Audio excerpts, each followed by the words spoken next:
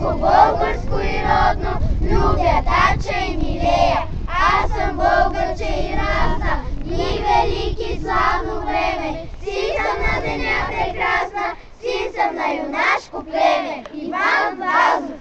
А сега, мили дечица, на това чудесно място, Попови ливади, седловината, която разделя Среден от Южен Пирин, точно тук в подножието на паметника на Гоце Делчев, всички заедно да кажем: обичам България!